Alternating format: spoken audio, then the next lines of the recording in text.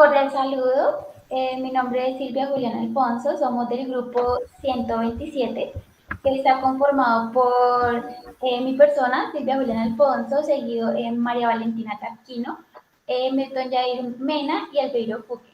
Vamos a realizar la capacitación que se llama Estilos de aprendizaje como elemento fundamental para los procesos de enseñanza y aprendizaje en el aula, ¿listo? Entonces, mi modelo es los cuadrantes cerebrales según Herman. El modelo nace, normalmente conocemos que el modelo está conformado por, que nuestro cerebro está conformado por dos hemisferios, el derecho y el izquierdo. Sin embargo, el creador de este modelo, que es Ned Herman, determina la necesidad de profundizar acerca del funcionamiento de nuestro cerebro por medio de procesos neurofisiológicos y psíquicos, que por lo tanto reconoce que el aprendizaje del ser humano va enlazado a alguna parte en especial y va más allá de dos lados, por decirlo así, y va conformado en cuatro áreas. Este modelo divide el cerebro en cuatro áreas que son denominadas como cuadrantes y representan diferentes formas de actuar, de hablar, de pensar del ser humano y a su vez la forma de convivir. Los pilares, las concepciones que estructuran el modelo siguiente se basa, según las investigaciones de Sperry, según sus investigaciones relacionan el hemisferio izquierdo neurológico, siendo el área del cerebro que más procesa la información y su pensamiento acorde a las palabras y los números. También refleja que el hemisferio derecho está relacionado con lo holístico, donde la información se adquiere en general y donde el entendimiento se refleja de forma global. Otra concepción es sobre la teoría del cerebro triuno de McLean. Se conforma en agrupar diferentes zonas neuronales en tres bloques, teniendo en cuenta su función y su aparición evolutiva. Estas tres secciones son conocidas como cerebro reptiliano, que refleja nuestra estructura ancestral, regulando nuestras conductas y funciones vitales, como dormir, forma de comer, también nuestros impulsos. La segunda sección es el cerebro emocional o límbico, que es el encargado de regular nuestros sentimientos, de producir y generar emociones. Y por último, nuestro cerebro racional, que se basa en el proceso cognitivo y la toma de decisiones razonables y lógicas. Además, nos permite la reflexión, organización y autoconciencia de nuestras acciones. Seguido es cómo podemos aplicar cómo se aplica este modelo en el aula, teniendo en cuenta que el cerebro en este modelo lo dividimos en cuatro cuadrantes, en donde el principal, que es el hemisferio, el A se expresa por lo escrito, objetivo, crítico, intelectual. El siguiente, que es el B, que es el planificador, es limpio, ordenado, estructurado. El D trabaja en equipo, evaluativo, estratega, imaginario. Y el C, que favorece, es más emotivo, ¿sí? Entonces, en este caso, yo hice algunos ejemplos en donde una docente expresa en una actividad en clase donde describe su familia, y los resultados son en que en el cortical izquierdo el niño prefiere describir a su familia mediante un texto en el cual menciona a sus padres, hermanos y se encarga de leer su escrito. El siguiente es el límbico izquierdo, donde una niña expresa a su familia mediante un escrito y hace varios intentos, ya que esta es el organizado. Y se encarga de que todo le salga a la perfección. El siguiente es el cortical derecho, en donde es más imaginario, sentido, y el estudiante prefiere expresar a su familia por medio de un dibujo, donde demuestra a sus padres y además él mismo se encarga de explicarlo. Y el último es el límbico derecho, que es más emotivo. Por lo tanto, aquí una estudiante prefiere que expresar a su familia ya por emociones, de que su madre es cariñosa o su padre recibe muchos abrazos, y además se encarga de incluir a otros aspectos de su familia, como mascotas o plantas. ¿Sí? Siguiente, la siguiente modelo es el modelo de Felder y Silverman, que está dirigido por la compañera Valentina Tarquino. Muchas gracias. Bueno, este modelo nació en 1988 con el objetivo de diseñar como un plan de estudio que se identificara con la necesidad de cada estudiante. Para Felder y Linda Silverman, sus pilares para la educación eran sensorial intuitivo o activo reflexivo, visual verbal o sensorial secuencial y global. Entonces, puedes pasar a la siguiente, por favor. Gracias. Para poderlo poner en práctica, los docentes deben implementar como cada uno de estos pilares para poder identificar a cuál de sus estudiantes se acopla cada uno de estos pilares.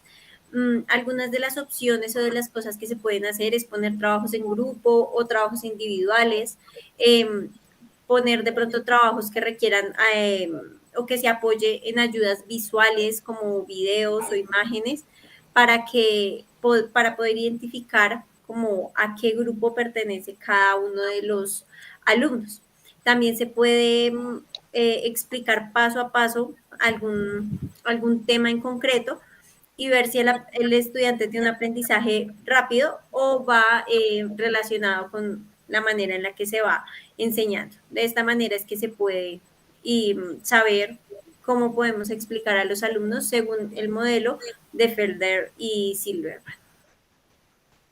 Muy bien, seguido de ese modelo encontramos el modelo de Cole, que está dirigido por el compañero Milton Mena. Bueno, vale. Buenas noches. El modelo de Cole básicamente es un modelo establecido por un psicólogo estadounidense de nombre David A. Cole y en 1984 él diseñó el modelo y es un modelo sobre los estilos de aprendizaje en el que se teoriza que existen tres grandes agentes que modulan los estilos de aprendizaje de cada persona y que pues estos tres grandes agentes son la genética, las experiencias vitales y las demandas de nuestro entorno. Cole básicamente propone sus dimensiones a partir del modelo de los estilos de aprendizaje de Jung en 1923 y principalmente las dimensiones de la percepción, sensitivo-intuitivo e intereses hacia las cosas, extrovertido-introvertido. Siguiente, por favor. Bueno, los pilares básicamente de este modelo son, digamos, son básicamente cuatro pilares del modelo.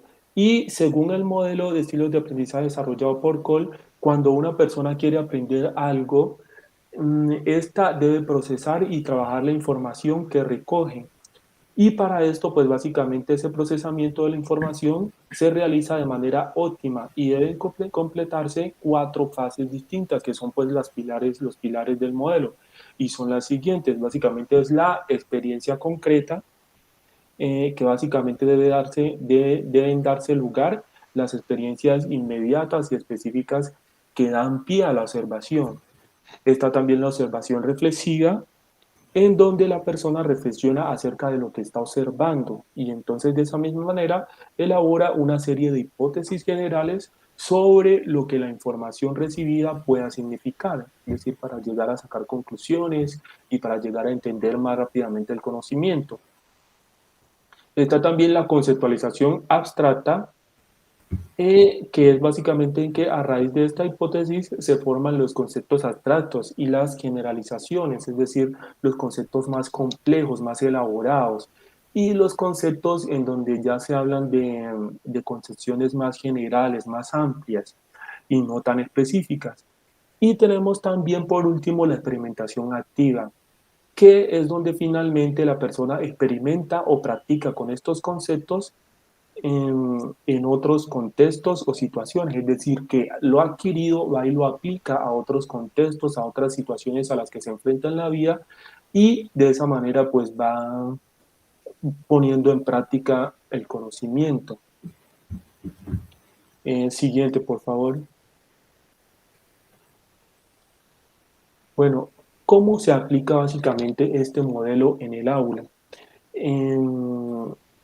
Y aquí vamos a ver también lo que son las estrategias, cómo podemos relacionar esas estrategias con el modelo y cómo este modelo básicamente se puede implementar dentro del aula, perdón.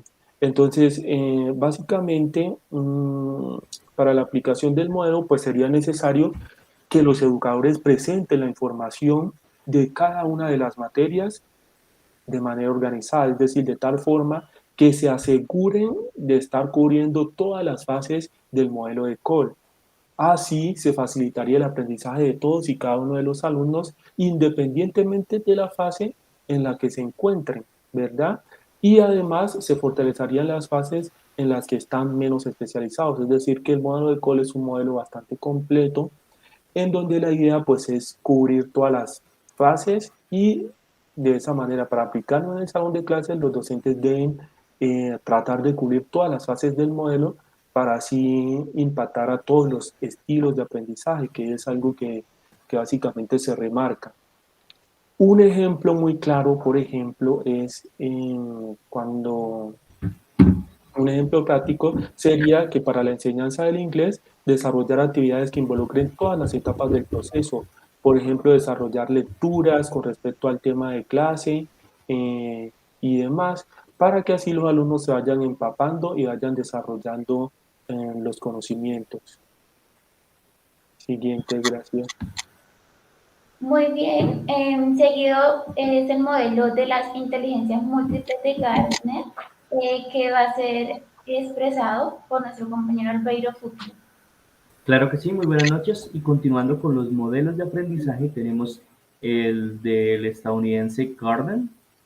Recordemos que en el año 1997 él hizo el lanzamiento del libro Frames of Mind, donde, aparte de las dos inteligencias que comúnmente conocíamos, que era la lingüística y las matemáticas, en otras palabras, decíamos que las personas eran buenos o para las letras o para los números.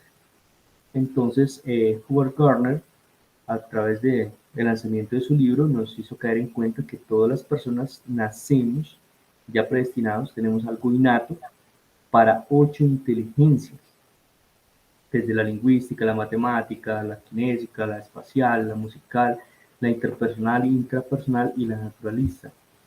Ese tipo de inteligencias, a diferencia de los otros modelos de aprendizaje, pues no requeremos experiencia, porque nacen desde la percepción de lo que nosotros concebimos de nuestro entorno y asimismo podemos implementarlo en nuestro aprendizaje, en nuestro diario vivir y a futuro. Recordemos, señores docentes, que pues ustedes en este momento son los tutores de niños en etapa de aprendizaje de primaria y que no solamente sirve para el aula de clase, sino que a futuro les va a servir para su vida laboral y profesional. En este caso, pues, como su nombre lo indica, se trata de segregar a los niños o ubicarlos por grupos dependiendo de su forma de aprender, sino que hay actividades para hacerlas en grupo y que ellos definan y se les facilite su aprendizaje. La idea de este modelo de aprendizaje es que nosotros debemos identificar las capacidades humanas. Recordemos que este estilo de aprendizaje tiene mucho de diversidad y los docentes jugamos un papel importantísimo en encontrar y en potencializar esas habilidades de nuestros alumnos. Vuelvo y repito, no se trata de hacerlo, de segregar los niños por grupo, sino que entre todos podamos lograr un aprendizaje constructivista y tratemos de facilitarle a los estudiantes cómo puedan desarrollar sus trabajos dependiendo de sus estrategias. Por ejemplo, si sabemos que un estudiante tiene una habilidad en el uso de la palabra, que tiene inteligencia lingüística, pues debemos facilitarle la narración de historia, la lectoescritura, situaciones que se facilitan a él. O un estudiante que tenga facilidad para el entendimiento de los números, pues a través de adivinanzas, de rompecabezas, de armar juegos, podemos implementarlos para todo el aula en la clase y a ese estudiante podemos facilitarle trabajos individuales para él que sabemos que se va a potencializar en sus conocimientos y le va a servir para su vida futura y profesional. Los estudiantes que son netamente espaciales, pues podemos implementar juegos de armar, de desarmar, fotografías, videos, analizar imágenes en terceras dimensiones. Para los que son cinetistas o en este caso kinésicos, pues se nos va a favorecer hacer actividades de danza, de deporte creativo, de coordinación, de seguir secuencias. Los chicos que son musicales, pues tenemos acá la entonación de la voz, la música de fondo, participar en concursos, hacer algo muy dinámico para que ellos se adapten a ese estilo de aprendizaje. Aquí debemos potencializar mucho los interpersonales, ya que a ellos se les facilita trabajar en parejas, en grupos y hacerlo todo en el aula. Y dejarle a los intrapersonales pues sus trabajos individuales, porque pues es su autoestima, su estilo de aprendizaje de ellos. A diferencia de la naturalista, que es la que se nos va a facilitar porque todos vivimos de un contexto y vamos a estar pendientes a explorar nuestra realidad y a hacer de nuestra realidad ese estilo de aprendizaje, para lo cual les recomiendo una obra de Guzmán 2005 que está en esta bibliografía, donde dice cómo se desarrolla cada actividad de este estilo de aprendizaje en el aula de clase y cómo es la practicidad. Muchas gracias por su asistencia, espero haya sido de su agrado y estamos para servirles. Muchas gracias a todos. Damos finalizada esta presentación. Espero que sea de su agrado. Muchas gracias y hasta luego. Gracias.